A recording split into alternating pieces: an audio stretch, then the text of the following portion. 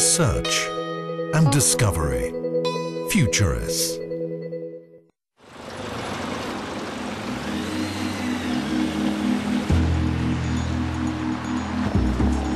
Rush hour on the Champs-Élysées, and a constant stream of traffic flows through the centre of Paris.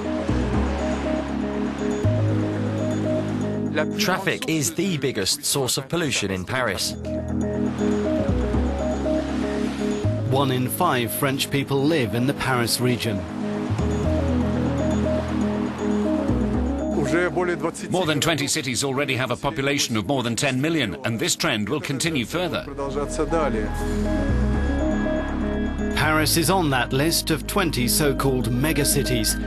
The French capital is now the focus of a broad European Union research project to trace the impact on the atmosphere and climate of the pollution above our streets. We want to find out what happens to pollution not just on an urban scale, but on a much wider scale. What we're interested in is the impact of emissions or pollution of one city on a continental scale, or even further, on a global scale.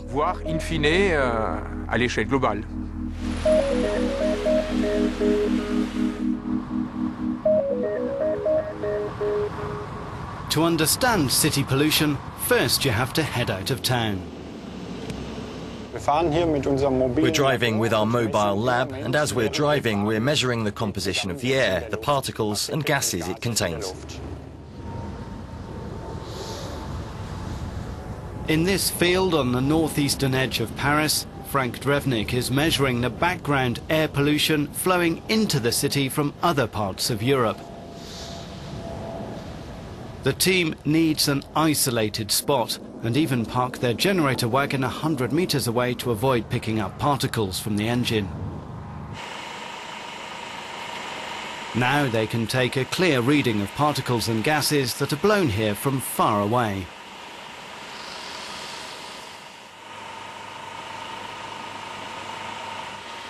The particle emissions are coming from the Benelux countries. That's the nearest source. But a big part is coming from Eastern Europe, where a lot of coal-fired power plants are emitting a lot of sulfur dioxide into the air.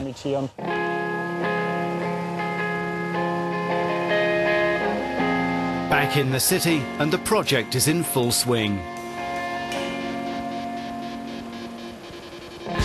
Matthias Beekman and project coordinator Alexander Baklanov are in the middle of a winter session of data gathering. They'll compare the readings with pollution data gathered over a 1-month period last summer. The instruments here on the roof of a lab in central Paris are operating 24 hours a day, tracking what are known as organic aerosols. Aerosol is dust, very fine particles which float in the air and which man breathes in. That's why it's bad for one's health. Organic means the aerosol is made up of chemical elements like carbon, oxygen and hydrogen. This Irish team has joined the massive 1-month fieldwork campaign. Their spectrometer identifies pollution particles from cars, heating systems and wood fires. When a strong westerly wind blows, they even pick up particles of sea salt from the Atlantic. Their research is on a very local scale, and the changes in air quality reflect the rhythms of daily life. The cleanest period is always kind of 3-4 o'clock in the morning, because you don't have much activity, you know, people aren't doing anything. So you see a large spike at kind of 7 o'clock in the morning for the traffic rush, and then a lull kind of in the mid-afternoon, and then a big spike again for 5 o'clock, 6 o'clock.